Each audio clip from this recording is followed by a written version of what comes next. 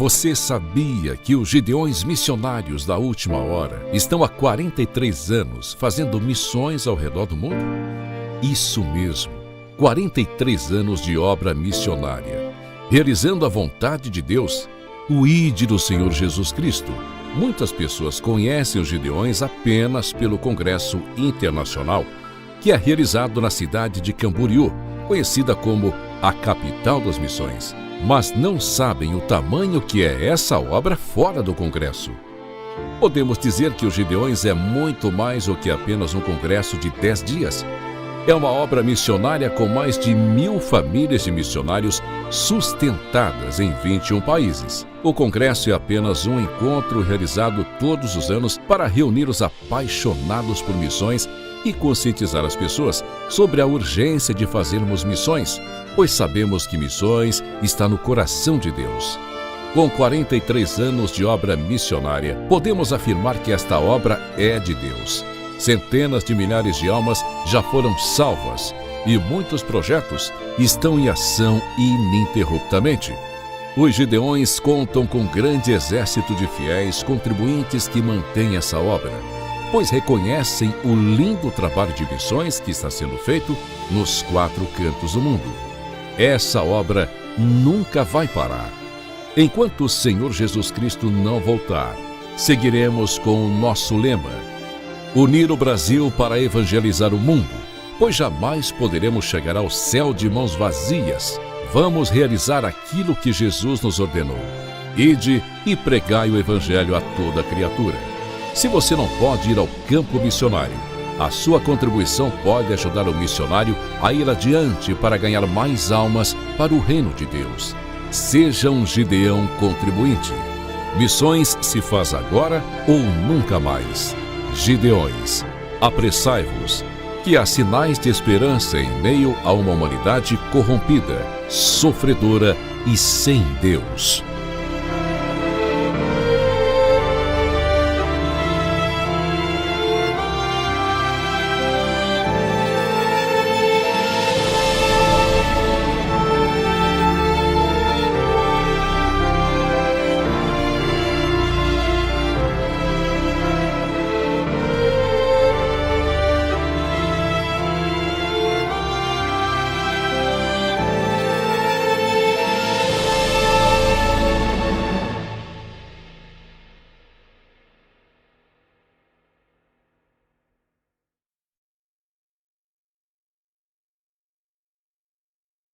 A paz do Senhor Jesus. Tem lugar ainda para a palavra? Tem, né? Então vamos orar nesse instante. Senhor Deus e Pai Celestial, a nossa gratidão por estarmos na Tua casa na noite desse dia, nesse momento em que vamos ouvir a Tua palavra. Certamente os Teus filhos que adentraram este lugar estão ávidos por ouvir aquilo que o Senhor já determinou. Usa uma vez mais o Teu servo, e que possamos sair daqui essa noite abençoados, robustecidos, cheios daquilo que o Senhor vai fazer através da Sua palavra, para a Tua glória. E quem crê diz amém. Deus abençoe.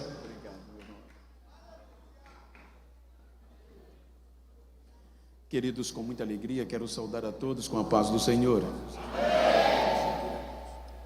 Eu quero ler o texto que está no meu coração para transmitir a mensagem de missões. Livro do Gênesis, capítulo 45.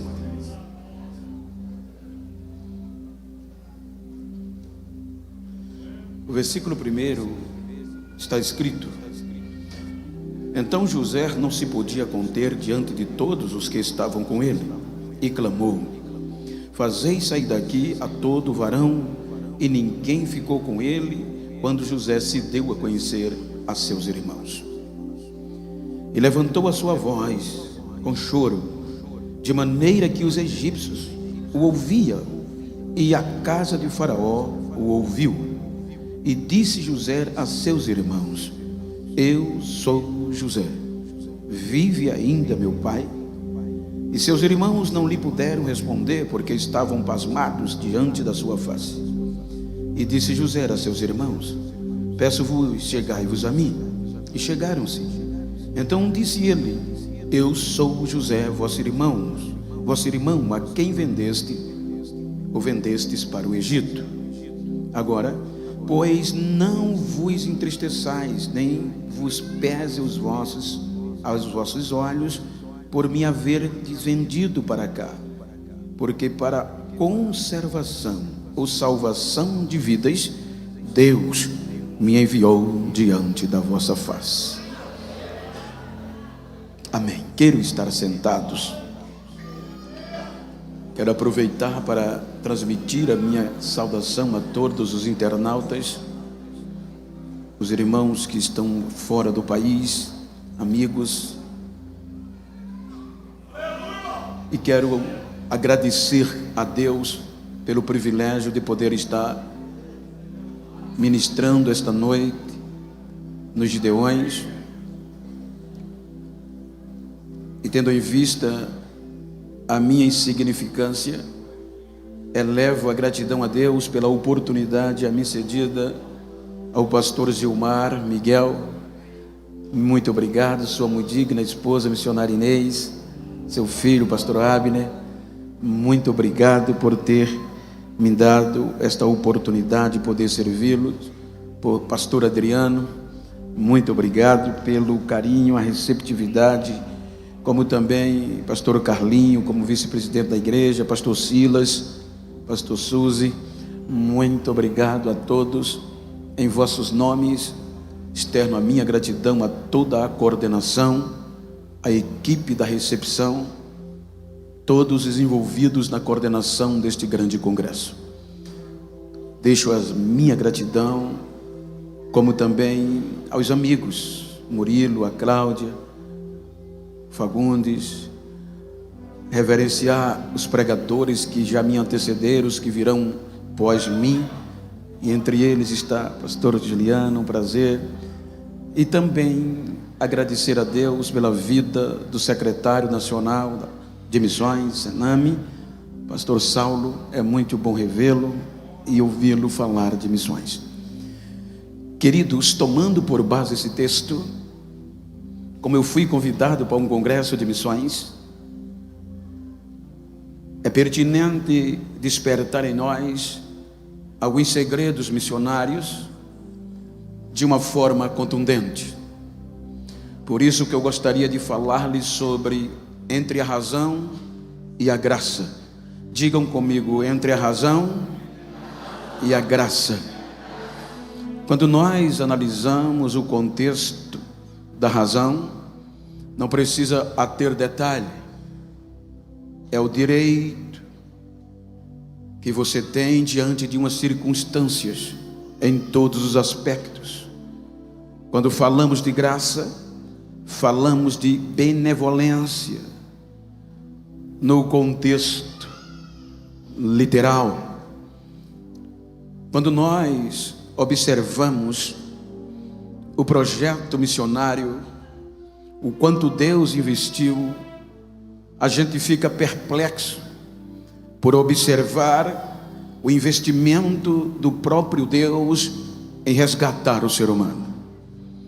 Se nós analisarmos o capítulo 1 do Gênesis, ele está falando da criação, a criação como um todo.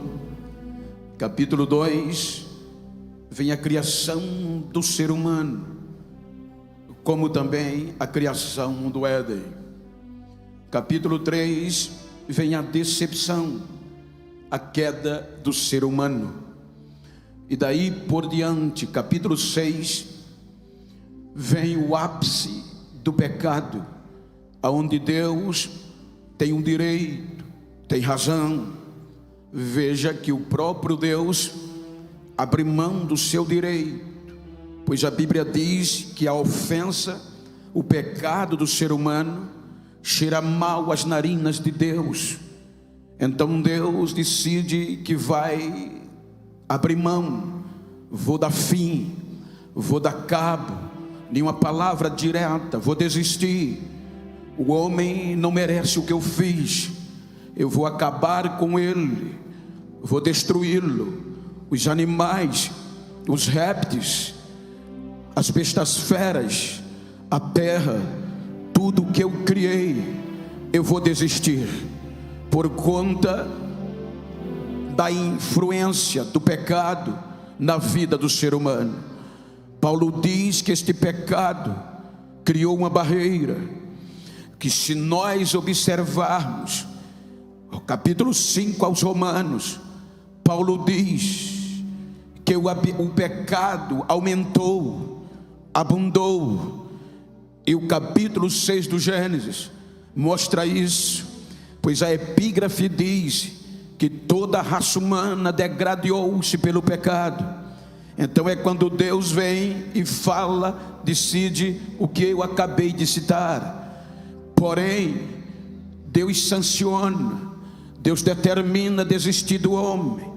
Então, quando Deus sanciona a destruição, Ele abre mão da razão, Ele abre mão do direito. E a Bíblia diz que a graça vem. Se os irmãos analisarem a epígrafe pastor Wesley do capítulo 6, está lá na maioria das versões, degradação geral do gênero humano.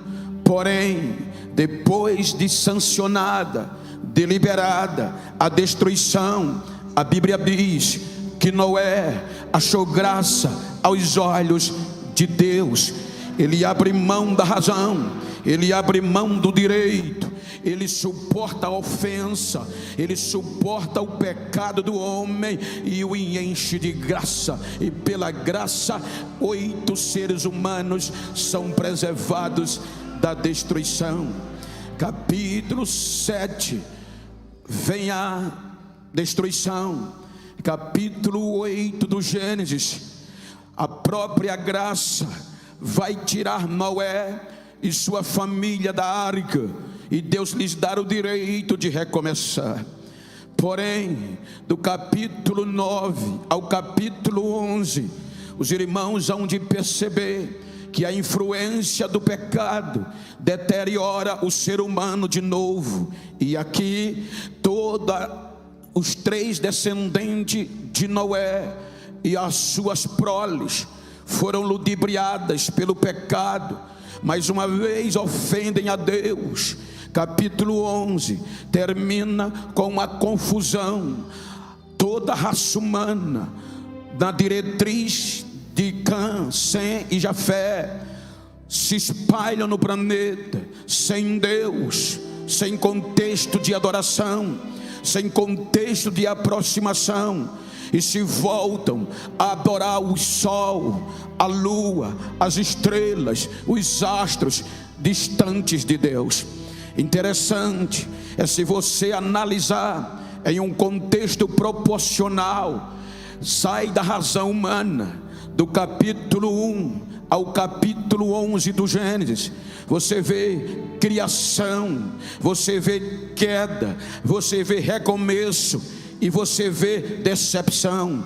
Capítulo 11 do Gênesis, se você fizer uma proporção nos 31.189 capítulos da Bíblia, os 11 primeiros capítulos vão dar 0,92%, menos de 1% de toda a Bíblia. Se você analisar na forma de versículo, você fica assustado, porque os 11 capítulos, tanto na mais comum, Ferreira de Almeida, atualizada, corrigida, são 209 versículos, os primeiros 11 capítulos. Na versão, na Peshitta, na King James, na Thompson, 209 versículos. Se você pega 209 versículos e faz uma proporção para os 31.100 versículos, arredondando, porque há 102, 103, 104, 105,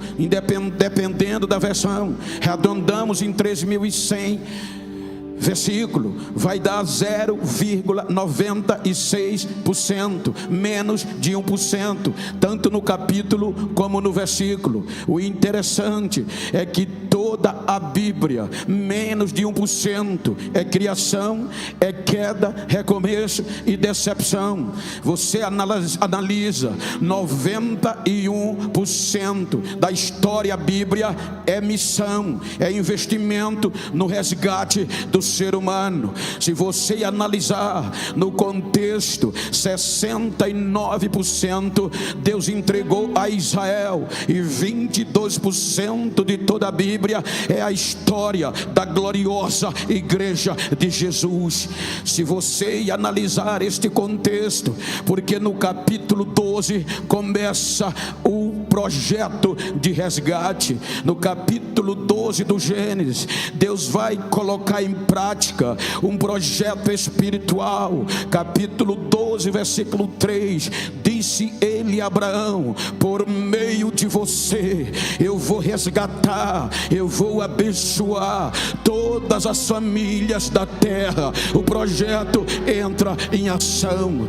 Porém, quando nós analisamos o desenvolver do projeto de resgate, Abraão aceita, e logo no capítulo 12 vem uma das maiores crises, uma das maiores ameaças para denegrir, para destruir o projeto, e se chama fome. A fome, ela não estende-se há muito tempo, mas ameaçava parar com o projeto missionário. Então Deus manda Abraão descer para o Egito. Enquanto a fome passava, o projeto subsistiu. A primeira fome para Abraão gera Isaac. O projeto continua. Capítulo 26 do Gênesis vem a mesma ameaça. A Bíblia diz que a fome ameaça o projeto missionário, mas Deus não desiste. Vai a Isaac e diz a ele: não desce para o Egito. Aí Isaac vai ser protegido em Gerar, um lugar seco, um lugar inóspito, mas lá o projeto sobreviveu. Lá o projeto continuou. Tentaram coibir, mas o projeto é maior do que as adversidades. Ele sempre sobrevive, porque foi Deus que criou.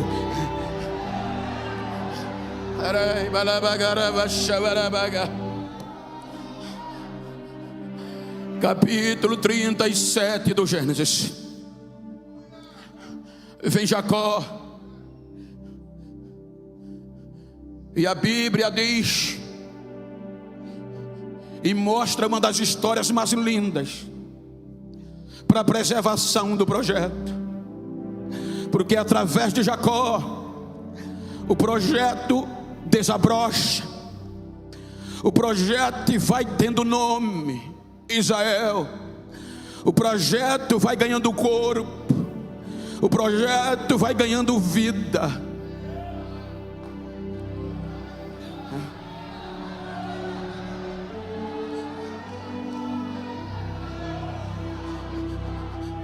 Mas infelizmente o projeto vai se desenvolver com competitividade, com disputas, com inveja e com brigas. Se você ler o capítulo 30 do Gênesis, a Bíblia mostra que quando Lia gera Rúben, Simeão, Levi e Judá, Raquel envolve-se de inveja. A Bíblia diz que aqui começa a competitividade. Raquel vai a Jacó e com inveja, com ira, pede filhos. Ele diz: eu não estou no lugar de Deus. Em vez de orar, ela vai entrar em competição. Ela pega a sua serva Bila e diz: estar aqui, a minha serva, gere filhos nela para ser meu. Se você observar, despertou a Leia ou Lia. Lia, vendo que demorou até gestação, pega também a sua serva e dá a Jacó, para que agora houvesse disputa e competição.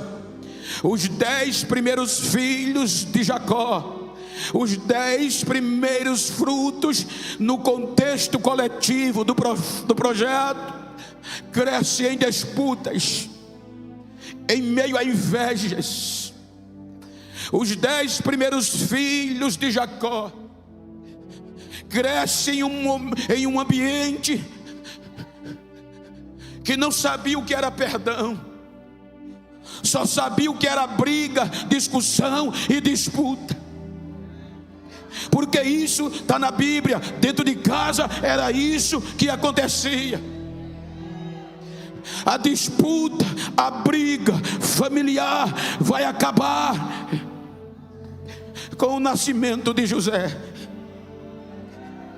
Quando José nasce, Raquel agora não vai mais criticar Lia, mas vai adorar a Deus, agradecendo a Deus e dizendo: Ele vai me dar outra, Ele vai me dar outra, Ele vai me dar outra.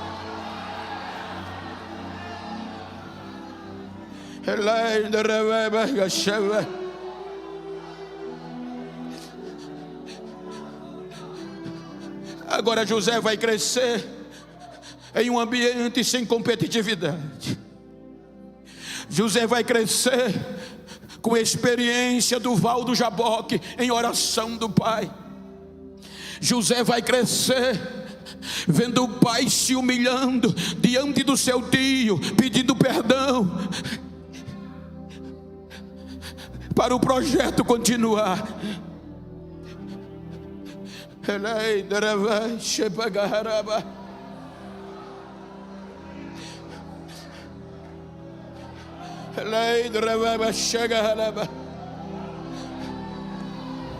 Diga para quem está ao seu lado: o projeto tem que continuar.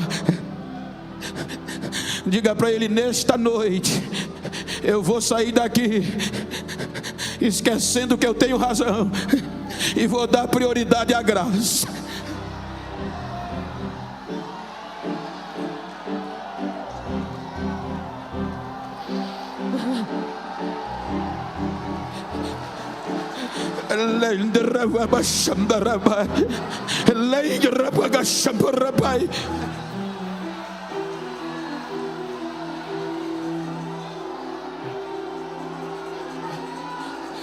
A Bíblia diz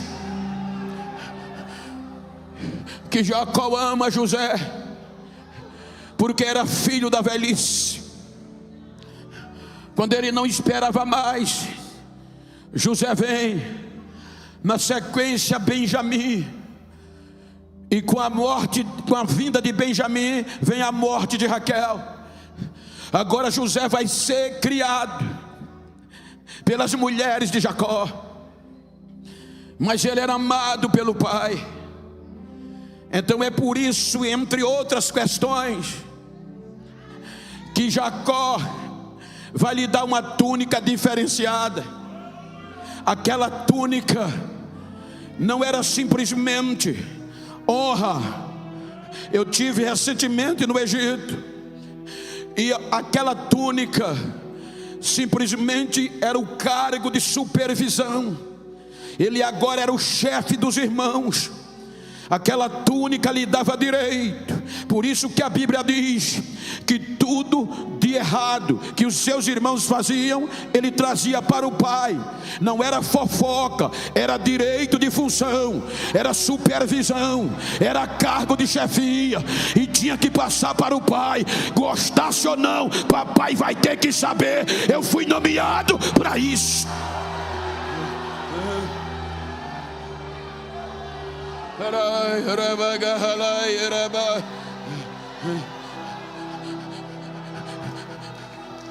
Agora era o chefe, o penúltimo. Quebra a lógica. O direito de chefiar era de Rubem, mas agora, por conta do amor, Jacó o nomeia. Portanto, chega o capítulo 37, o chefe, o menino, aparentemente 16 a 17 anos, está subindo, está na mídia, está crescendo. Na casa dos 10 só dava ele. Sabe quem é chefe agora? José. Então deixa ele crescer. Não, é inexperiente. Mas chegou ali sem contenda, chegou ali sem competição, chegou ali sem passar por cima de ninguém. Olha, a mão tem 5 dedos e nenhum entra na veia um do outro, e cada um tem a sua função. Ei, olha para quem está ao teu lado, diga: não entra na veia do outro. Se Deus prometeu, vai fazer.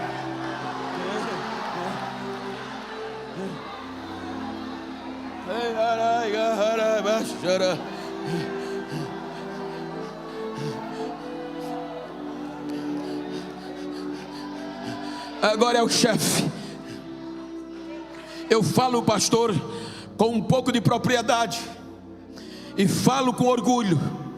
Trabalhei profissionalmente 38 anos, ainda sou vinculado a uma usina de açúcar chamada Santa Clotilde, no estado das Alagoas. Comecei limpando mato, comecei cortando cana, comecei ajudante de trator, tratorista, motorista. Um dia teve uma palestra para os condutores e me deram a oportunidade. Eu dei uma palavra. O coordenador do curso procurou o patrão e disse: aquele preto tem futuro. Não deu uma semana, o patrão me chamou e me entregou o cargo de chefia. Agora eu era chefe de 500 pessoas.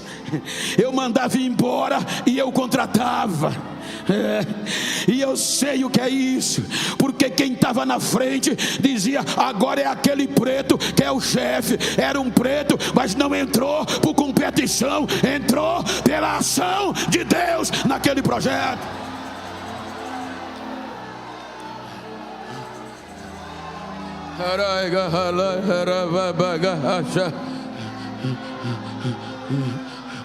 Você não vê José denegrindo os irmãos uma vez, porque ele não foi criado assim. Como chefe, entra no radar de Deus. Pela lógica, o próprio Deus era para escolher Rubens. Se Rubem não quisesse, era Simeão. Se Simeão não tivesse, era Levi e até Judá. Mas o penúltimo, a fila vira.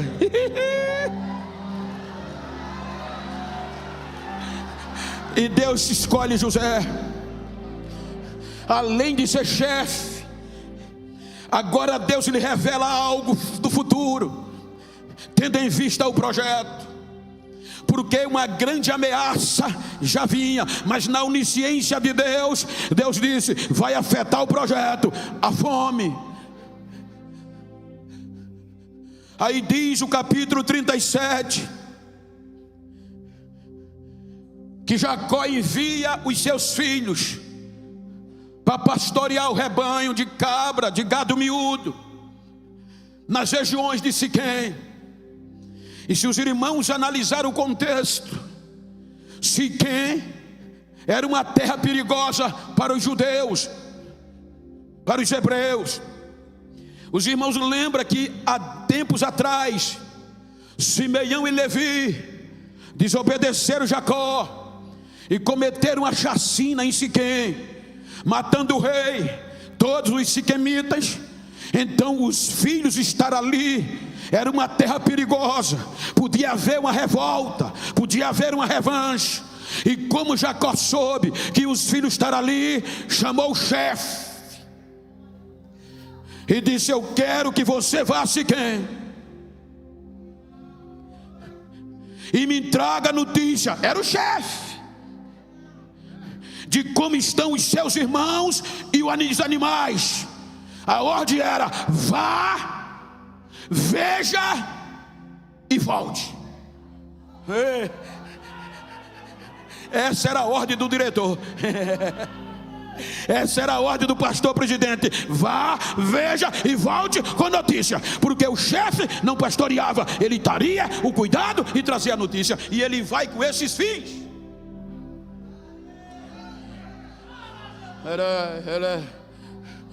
A Bíblia diz que quando ele vai, que chega em Siquém, não encontra ninguém. Deus mudou a rota do chefe. Deus mudou o plano do diretor Jacó.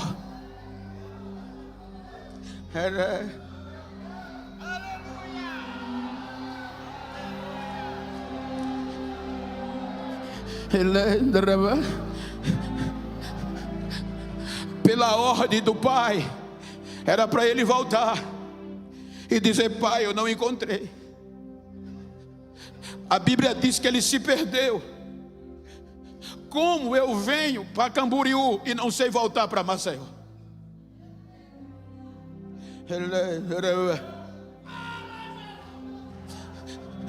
Diga para quem está ao seu lado: é mistério de Deus. Às vezes ele troca os caminhos de volta, para a gente não voltar mais.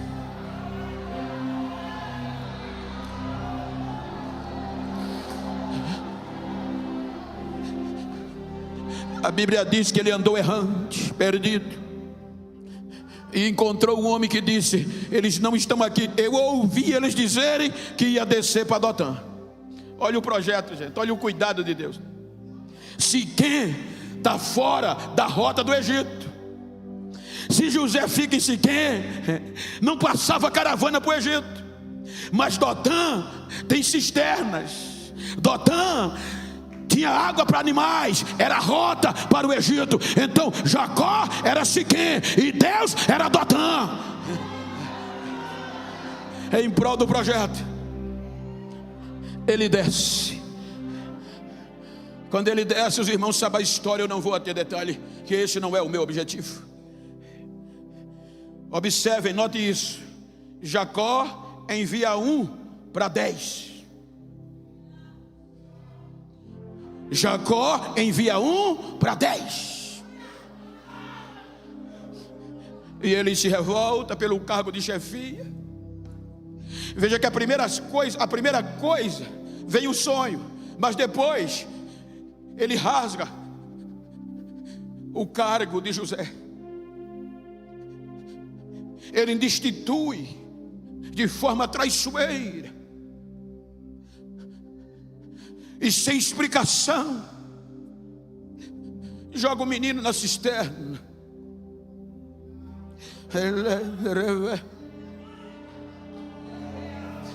Na razoabilidade humana, o menino era novo, grita, pede ajuda, cantora. Mas a fúria não deu ouvidos, porque o projeto era missionário. O projeto era preservar vidas, resgatar vidas. As caravanas vêm, as caravanas vêm.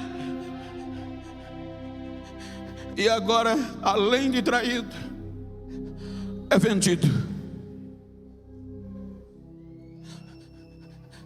E sendo vendido, perde todos os direitos.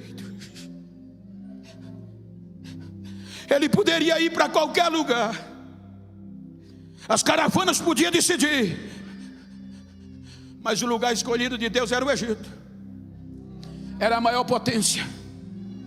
Então desce para o Egito. Os irmãos têm que voltar para casa.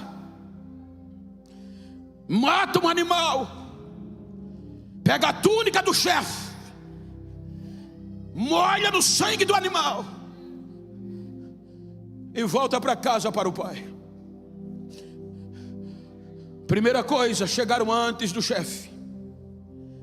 A ordem era para o chefe chegar e eles não, mas eles chegaram e o chefe não. Apresenta uma túnica de sangue ao pai e diz: pai, encontramos essa túnica do teu filho. Até o nome escondem. O pai agarra e eles dizem: possa ser que um animal feroz o destruiu. E o pai chora. O choro do pai, a aflição do pai, não sensibilizou-os a contar a verdade. Veja que o capítulo 37 mostra uma reunião fúnebre. Eles fazem um culto fúnebre. O capítulo 37 termina dizendo: o pai chorando e dizendo: vou chorar a morte do meu filho até o mundo dos mortos, até eu morrer também. Então, a partir daqui, quem falava em José teria que dizer em memória.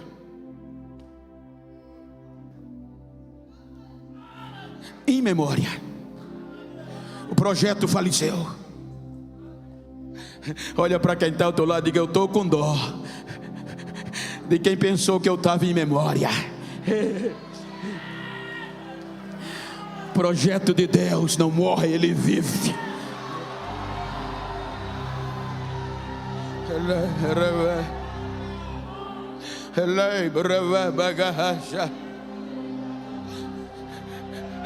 Como ser humano, eu e você sabemos que essas feridas emocionais não saem. Por mais que você ore, por mais que você jejue, tem feridas que você controla, mas não sara. Ele entra na casa de Potifar, e para consolar, o escritor faz questão de registrar: e Deus era com ele. Ele prospera. Ele vai para a prisão. O escritor registra: e Deus era com ele.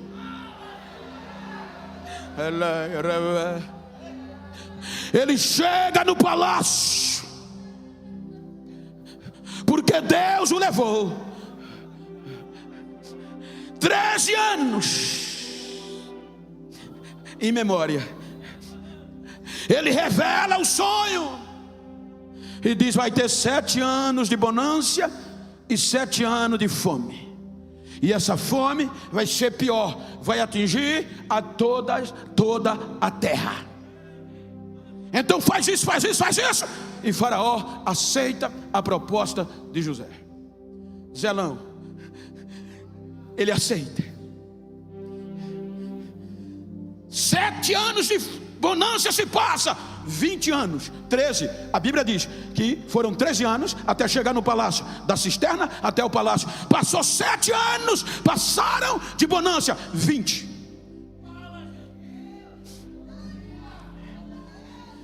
Nesse interim nasce Manassés.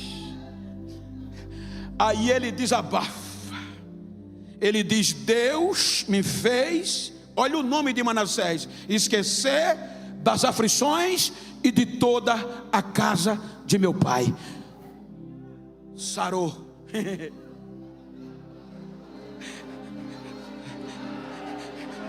A ferida não incomoda mais.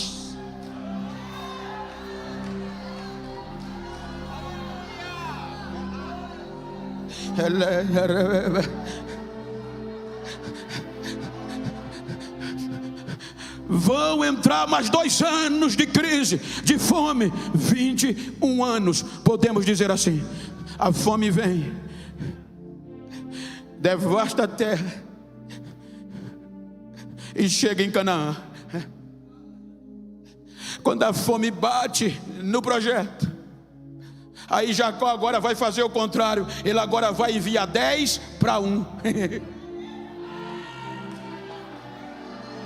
Diga: nesse projeto nem sempre a maioria vence.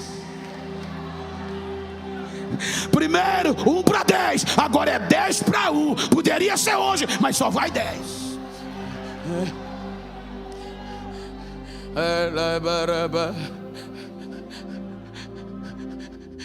Aí vão para o Egito. Deuteronômio tem um texto que diz que o pecado nos acha. Eles não lembravam mais.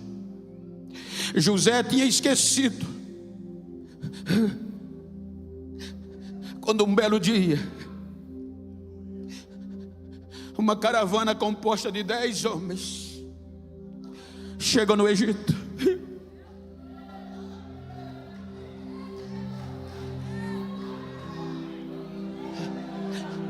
E agora José era o segundo homem mais poderoso da terra, primeiro-ministro egípcio. Ele tinha uma façanha tamanha. Eu participei de um curso arqueológico no Egito, e eu achei lindo quando o professor disse que 96% do território egípcio é deserto. Só tem 4%, desses 4%, 2% é habitacional e 2% agricultura. Imagina, Deus usa os 2%. Os egípcios cultivavam cerca de 3 meses por ano. Quando a enxurrada transbordava o rio Nilo, que secava, que deixava úmido, eles cavavam e plantavam. 9 meses por ano não cultivavam. Quando José chega, a Bíblia diz que ele visita toda a terra do Egito. E o que é que ele faz? Ele cava cisterna, cava valas com degraus na margem do rio Nilo, porque quando a enxurrada viesse, as águas transbordavam e ficava acumulada e não se perdia. Agora os egípcios cultivavam 12 meses por ano, partindo do nosso calendário, para dar exemplo. Então a bonância, ele agora era venerado, detentor, salvador do Egito. Mas certo dia, tudo para ser feliz, esqueceu a mágoa, os irmãos não lembravam mais. No meio de que todo mundo vinha comprar alimentos, ele olha,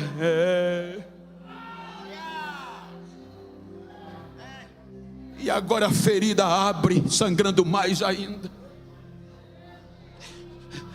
A ferida abre de novo.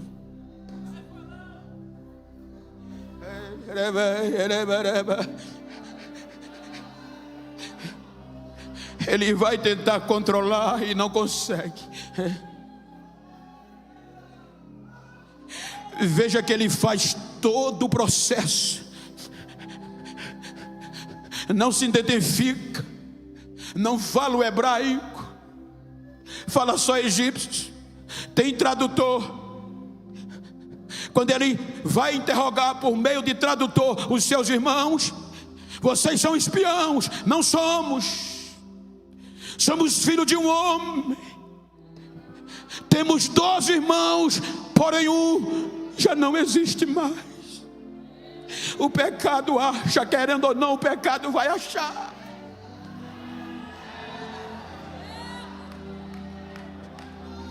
21 anos carregando a consciência, e agora o pecado acha e eles confessam, um já não existe mais.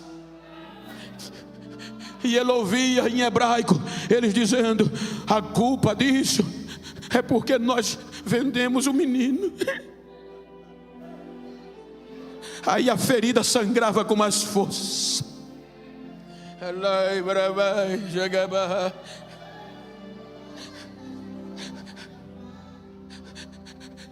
Se você olhar, aqui é o momento mais decisivo do projeto.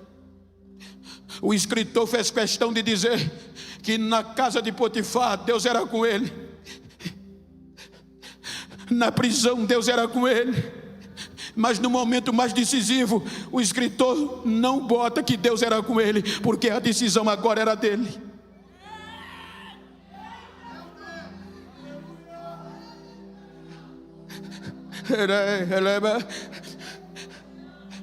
Agora imagina a ferida sangrando. com o poder na mão, o homem poderoso, qual é a primeira coisa que vem? A razão. E a razão vai dizer: eles agora me pagam. A razão vai dizer: vou queimá-los, vou pisá-los, vou excluí-los. Porque não é isso que muitas vezes a razão faz a gente fazer no século 21? A gente prega missões, a gente contribui para a missão. Eu volto a dizer, mas muitas vezes tem gente que congrega com a gente há 10, a 30 anos. Primeiro erro que ele comete, a gente esquece dos 30 anos e exclui, rasga a credencial, tira do órgão. Em muitos lugares nem fala mais, não dá nem a paz do Senhor, exclui. É a razão que faz isso.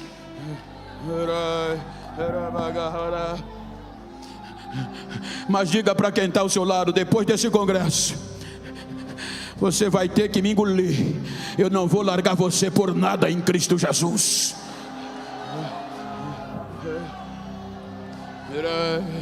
Depois de todo o processo, o mais novo tem que vir. Porque o sonho era 11, não era 10. Quando os 11 estão presentes, ele convida para um jantar. E veja que é aqui que a Bíblia mostra claramente: você não vai ver choro, se tem é pouco, na cisterna. Você não vai ver choro na casa de Potifar. Você não vai ver choro na prisão. Mas aqui só tem lágrimas. A ferida abriu. E agora o poder estava na mão. Agora ele tinha tudo para desabafar. Eu vou retribuir. A razão lhe dava direito, o psicossomático o atingia, a pressão era grande e Deus calado. Agora é com você. Era Deus querendo dizer: o projeto só continua, a graça só desce se o perdão vier primeiro.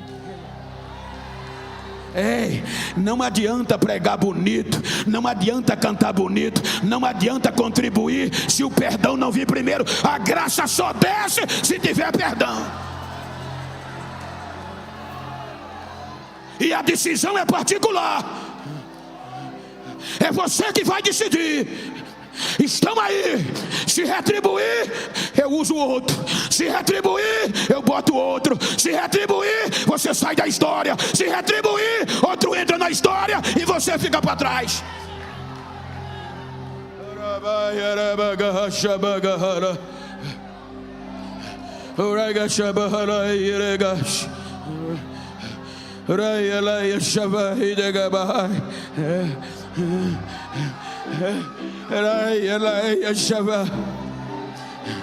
Ele chora, ele grita, mas para continuar na história, para a graça descer, vai ter que perdoar, meu filho. Vai ter que a ferida ser curada pelo perdão, pelo perdão, pelo perdão.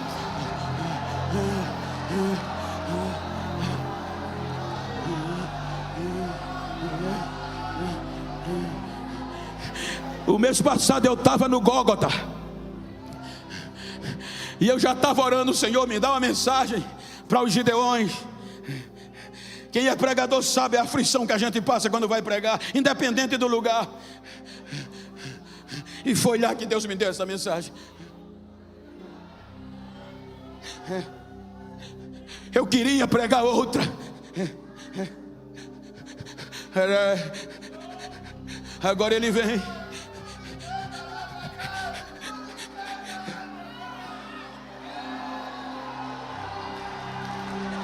Só para chatear, só para zoar. Olha para quem está ao teu lado: quer continuar no projeto? Quer continuar na história? Vai ter que perdoar e dar lugar à graça, meu filho. Vai ter que abrir mão da razão. Vai ter que abrir mão da razão. Vai ter que abrir mão da razão. Mas me feriram, me ofenderam, me venderam. Mas quer continuar? Vai abrir mão do direito. Vai abrir mão da razão. Rabaya Shapagada Rabaga, Raya Sambaraba, Chekasheplay, Raya Sandahayo, Ria Samplaya Yoseva,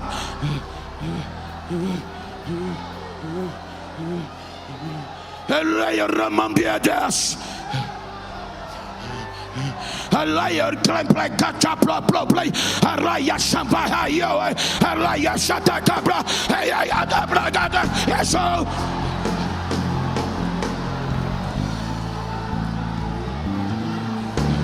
raya shavaya there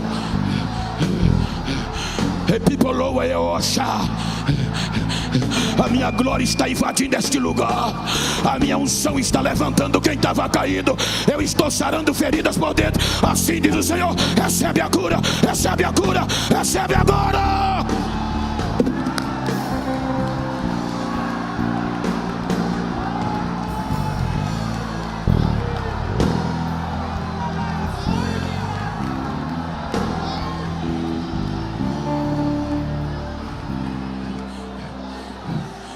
Entre a razão e o direito.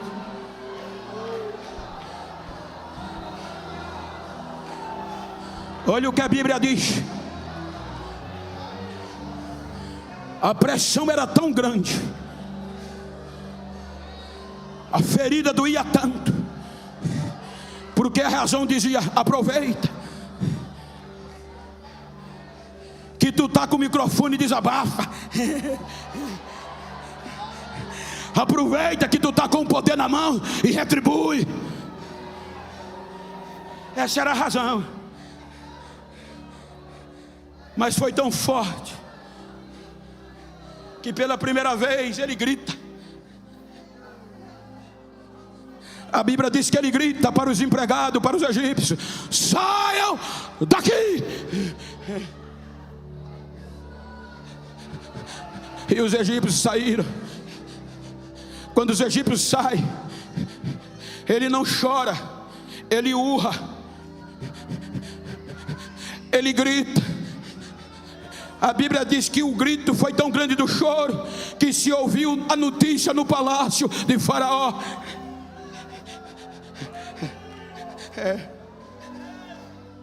A razão dizia: acaba com ele.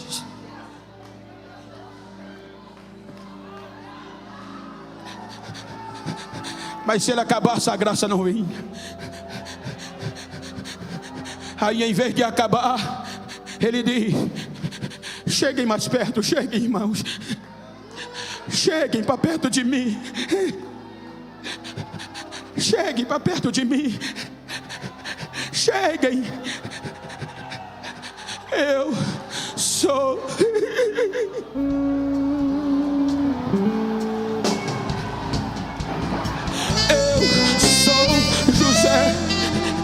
Aquele que vocês venderam para o Egito.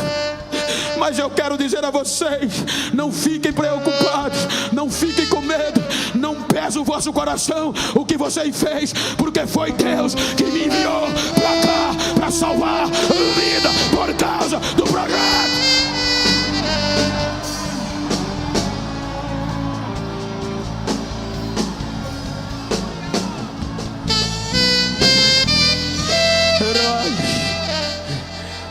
A graça vem. Quando o abraço veio, quando o perdão veio, a graça desce.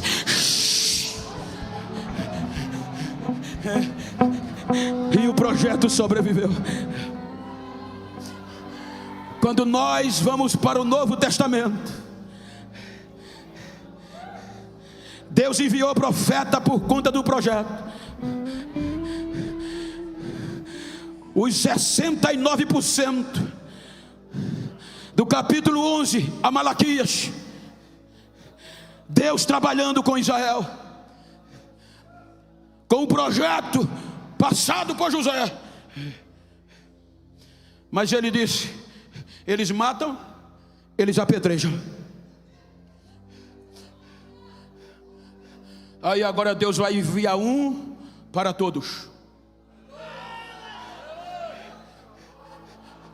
Aí entra Jesus, a graça. Aí Paulo diz aos Romanos capítulo 10 e 11 que Israel rejeitou a justiça de Deus em Cristo Jesus. Vou enviar meu filho. Talvez sendo meu filho eles ouçam e me respeitem. Traíram Jesus, venderam Jesus,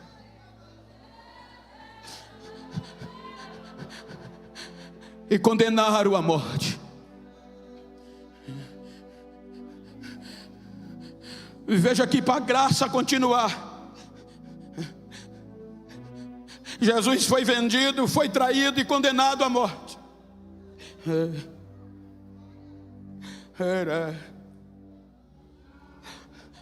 Lucas 23, 34. Traído, um para todos, vendido, condenado, machucado, chicoteado. Lucas diz que cravado na cruz, para a glória descer, a graça vir, ele olha e diz: Pai, perdoa-lhes, porque ele não sabe o que faz. Ele tinha razão de não perdoar. Ele não devia, era inocente. Ele veio trazer amor e trazer paz. Era o projeto da graça. Foi traído, vendido e condenado à morte, e morte de cruz. E ele abre os braços e diz: Pai, perdoa.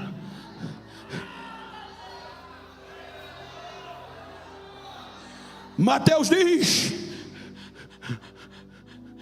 que a decisão era dele. Meio-dia, escuridão, e meio-dia para frente até as 3 horas, Deus não era com ele. A Bíblia diz que ele ficou só. E ele diz: Deus meu, por que me desamparaste? A decisão é sua. Se quiser desistir, desista. Mas se desistir, a graça não desce. E eles não vêm a você. Ele veio para todos, mas para todos ir para ele, José foi para um, foi para 10. Para os 10 vir para ele, precisou ter perdão. Aí 3 horas da tarde, já tinha perdoado, e ele dá um grito, um clamor: Pai, está feito. O grito foi tão forte que saiu do Gólgota, cruzou o Jardim da Oliveira, entrou no templo, rasgou o véu de alto a baixo.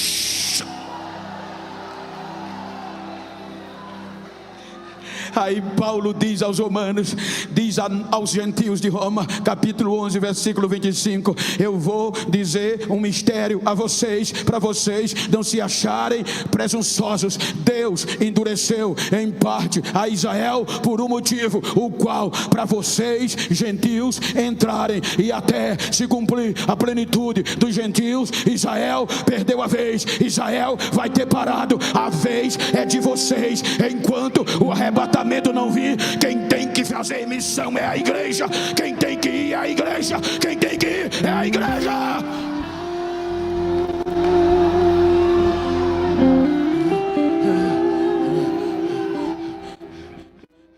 Três dias em memória. José, 22 anos em memória. Jesus, 3 dias. Terceiro dia.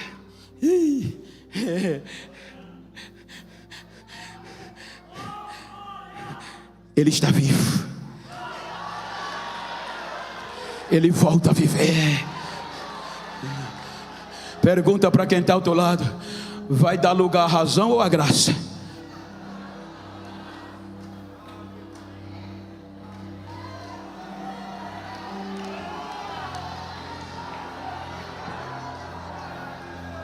Isso é mais sério do que o que a gente pensa.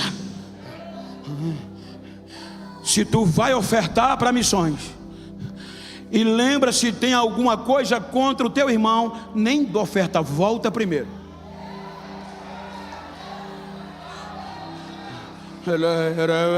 Reconcilia-te com ele. E depois vem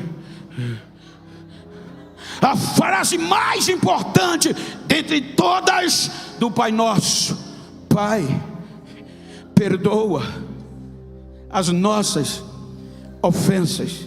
Aí ele diz: só perdoa se você perdoar quem lhe ofendeu.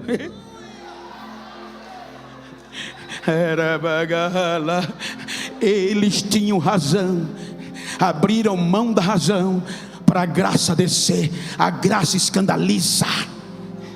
Fique de pé, por gentileza.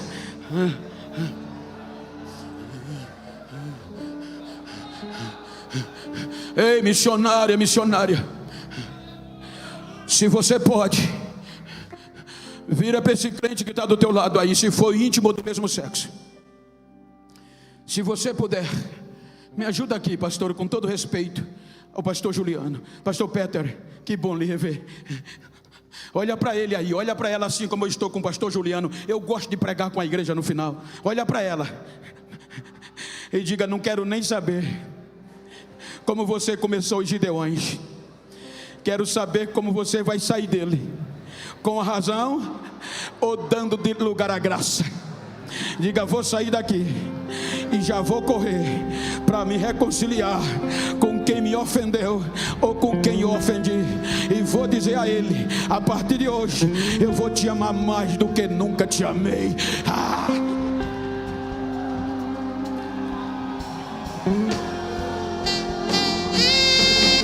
É a graça, é a graça, é a graça. Deixa a graça descer, deixa a graça te tomar. Esquece a razão e dá lugar à graça.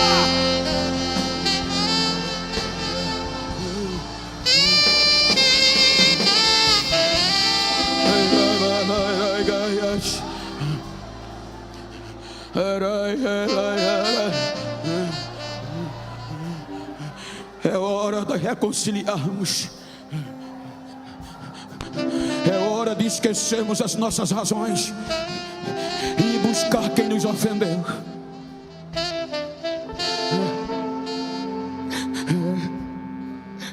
É hora de esquecermos os nossos direitos e buscarmos quem nos vendeu, quem nos traiu, e até quem fez reunião fúnebre para nós. Olha para quem está ao teu lado aí, para concluir, e diga para ele: a partir desse congresso, se tu encontrar quem me ofendeu, dá um recadinho a ele. Diga a ele que eu estou vivo.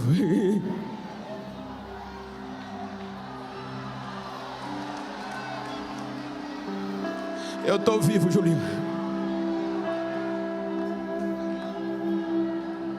Eu estou vivo.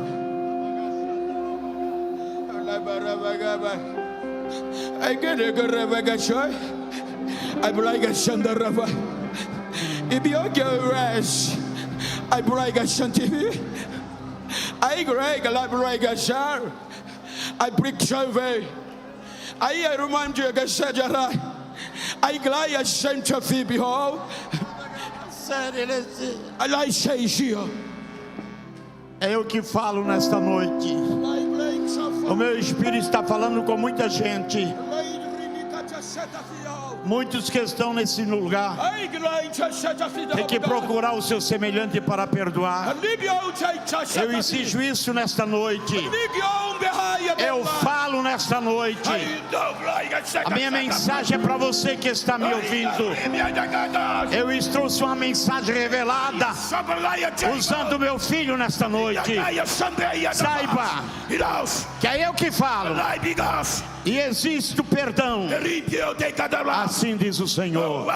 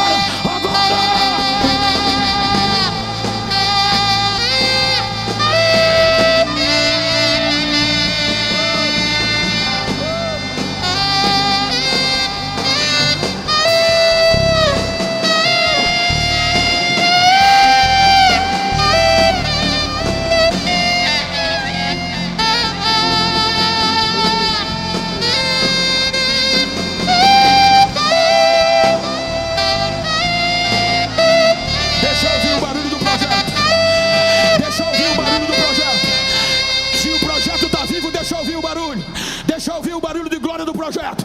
Deixa eu ouvir o barulho de línguas estranhas do projeto. O projeto está vivo. O projeto está vivo. O projeto está vivo.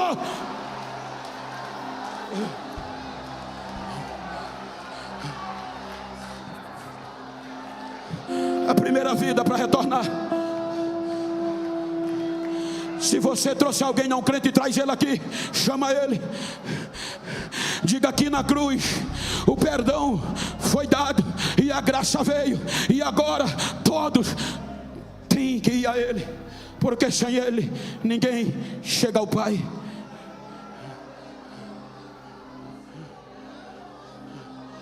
A primeira vida que porventura esteja aqui,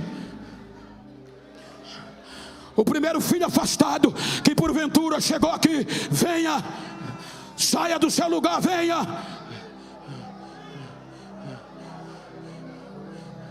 Vem, filha, vem, filho.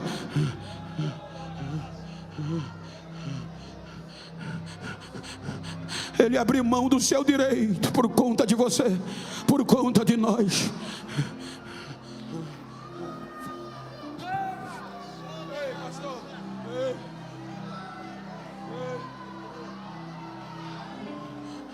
A primeira vida está vindo. Está vindo os bagaços, mas vem. Pode chorar. A segunda vida está vindo. A terceira vida está vindo. A quarta vida está vindo. Me ajuda aí. Saia do seu lugar. Jesus abriu mão do seu direito, da sua razão, para te dar direito, acesso à graça. Então venha às pressas.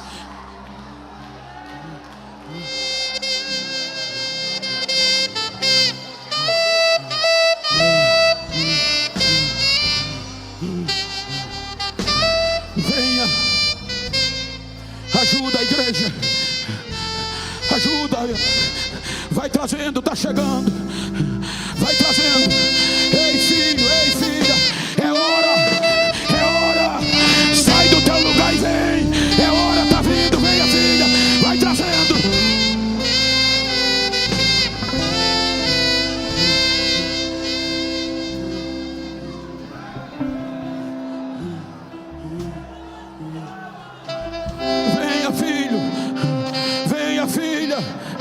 Rompa o corredor na minha direita, abre o corredor, venha no centro, na esquerda, traz, vai trazendo, venha filha, venha filha.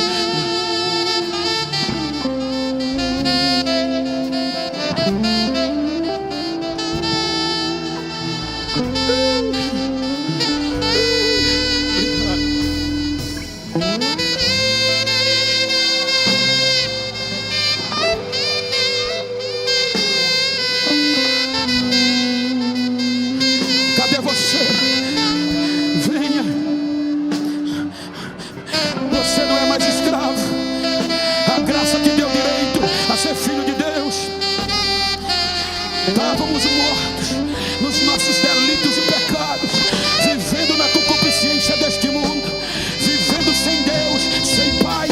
Mas Deus, pelo seu infinito amor, nos ressuscitou com Cristo Jesus. Pela graça sois salvo, pela graça sois salvo por meio da fé. E isso não vem de vós, é presente de Deus. Aproveita o presente, o dom da graça.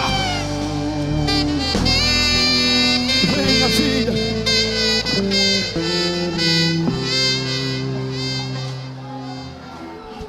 a graça escandaliza. Só a graça cantora coloca 2 negros nos Gideões. É a graça. Me diziam: você nunca vai sair do interiorzinho. É pobre, é preto e é analfabeto. Olha o que é que a graça faz. Estou vivo.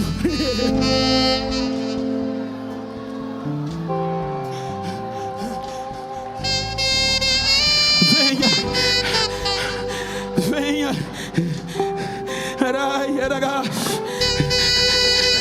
As almas estão chegando, estão sendo renovadas. Você que não é batizado, você que precisa de renovo, levanta a tua mão direita aí no meio da multidão, coloca ela no ombro de quem está ao teu lado e diz a ele: pela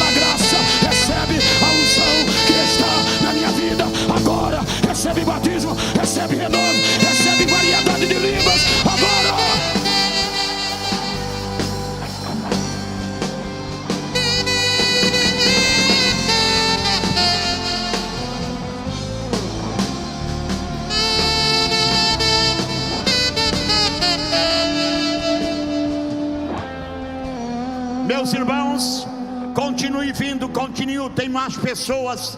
Deus está falando nesta noite, você ainda que está lá fora, vem nesta noite. Deus também está pedindo, exigindo perdão, que é a graça, que é a graça, que é a manifestação da graça perdoa, que é a manifestação da graça perdoa. Quem sabe se você nesta noite tem alguma mágoa, algum sentimento de culpa, vem aqui à frente agora, nós vamos orar e você vai sair daqui. Comandará bagachanda, você vai sair daqui diferente, com graça, com força, com ânimo, com coragem, para poder perdoar. Vem até aqui à frente, isso. Bem-vindo, bem-vindo, bem-vindo. Tem muita gente, pastor, tem muita gente, Deus. E bagachandaraba, bem-vindo, bem-vindo, bem-vindo. Você precisa de graça, você precisa de força, você precisa de poder, você precisa de autoridade. Bem-vindo, bem-vindo, bem-vindo. Alguns pastores desçam lá, alguns pastores, pastor Calinho, alguns pastores desçam lá, por gentileza. O Garamandagarabagaça, vem, bem-vindo, bem-vindo. Você que está lá fora, você que está ouvindo nesta noite, Deus está falando com você. Você que está nos ouvindo pela internet, é o momento de perdão, é o momento de reconciliação. Você que precisa liberar perdão para que você seja cheio, mudado da parte de Deus. Venha, está vindo, venha, venha, venha, venha, venha mesmo, venha. É o momento de Deus, venha, venha. Aleluia, aleluia, aleluia, aleluia.